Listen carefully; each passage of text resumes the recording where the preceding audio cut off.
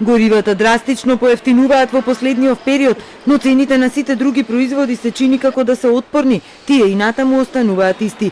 Производителите и трговците, но и превозните компании во услови кога растат цените на бензините и дизелот, не чекаат многу за да ги поскапат своите продукти и услуги.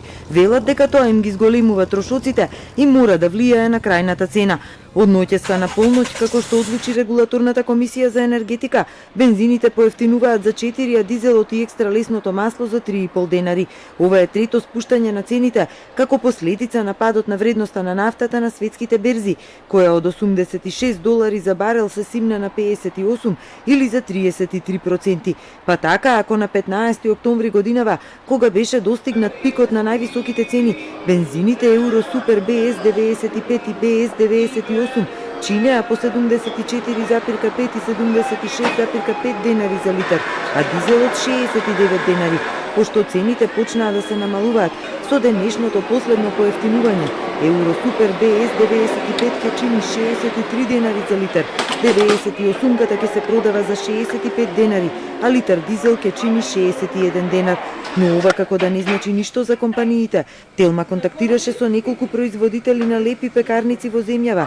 Дел воопшто не сакаат да зборуваат, други пак само велат дека и покрај поевтината нафта, на берзите многу пораснала цената на пченицата, па тие заради тоа не можеле да ги намалат цените на лебот. Од градскиот превозник ЈСП Скопје пак тврдат, апсолутно е неточно дека ги зголемувавме цените на билетите кога растеше цената на бензините и горивата. Намалувањето на цената на горивата во последниот период нема да има никакво влијание врз цената на билетите за јавниот превоз.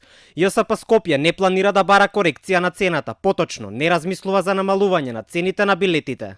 Од Организацијата на потрошувачи сметаат дека во услови на пазарно формирање на цените, компаниите си го гледаат пред се својот профит и тешко е како да се заштитат потрошувачите. Веројатно, значи тие трговците се чувствуваат, можеби помалите трговци несигурни, затоа што ако претходно губеле дел од профитот нели во тој домен, сега добиваат, зашто би го дале на друг, зашто би го дале на потрошувачите.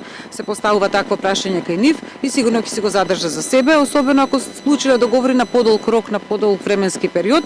Од владата сметаат дека не се адреса на која треба да се обратиме за оваа тема.